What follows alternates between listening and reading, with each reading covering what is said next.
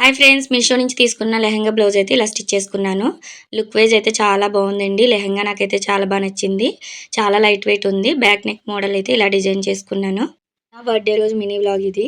అమ్మ వాళ్ళ ఆశీర్వాదం తీసుకొని టెంపుల్కి అయితే వెళ్ళిపోయాము. నా చిన్నప్పటి నుంచి ఈ అమ్మవారి దగ్గరికి వెళ్తానండి. ఏదున్నా సరే అమ్మ వాళ్ళ ఇంటి దగ్గరలో ఉంటుంది. అక్కడ ఆశీర్వాదం తీసుకున్న తర్వాత టెంపుల్కి అయితే వెళ్ళిపోయాము, ద్రాక్షారామ గుడికి.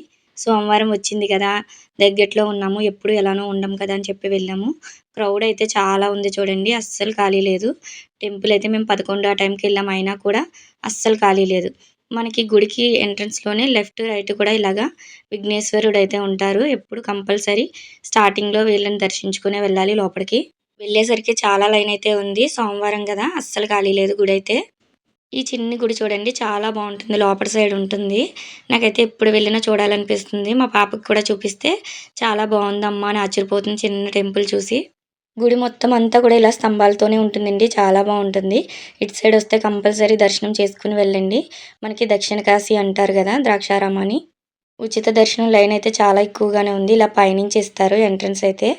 మాకైతే అడ్డతెగలు ఆ రోజే రావాలి, మళ్ళీ టైం సరిపోదేమో అని చెప్పి మేమైతే టికెట్ తీసుకున్నాము. దర్శనం అయ్యేసరికి మాకు 1/2 అవర్ పైనే పట్టింది. కానీ దర్శనం అయితే చాలా బాగా జరిగిందండి. నాకు ఇంత గొప్ప అవకాశం వచ్చింది బర్త్డే రోజు, చాలా హ్యాపీ అనిపించింది. పక్కనే అమ్మవారిని కూడా దర్శించుకున్నాము. ఇలా బయటికి రాగానే రావి చెట్టు చుట్టూ కూడా ప్రదక్షిణలు అయితే చేస్తారు. మనకి నీళ్ళు ఏమైనా వేయాలి, శివునికి అభిషేకించుకోవాలి అంటే కోనేరు ఎదురుగుండానే ఉంటుంది. బిందులతో నీళ్ళు కూడా వేసి అభిషేకించుకోవచ్చు. మనకి టూరిస్ట్ బస్సులు కూడా చాలానే వస్తాయి. సోమవారం అయితే అస్సలు ఖాళీ ఉండదు. ఇది వచ్చేసి కాలభైరవుని గుడి. ఎదురుగుండా మనకి చాలా శివలింగాలు ఉంటాయి, అభిషేకించుకోవచ్చు. మాకు అన్నీ అయ్యేసరికి 1 గంట అయిపోయింది. అక్కడ అన్న సంతర్పణ కూడా జరుగుతూ ఉంటుంది.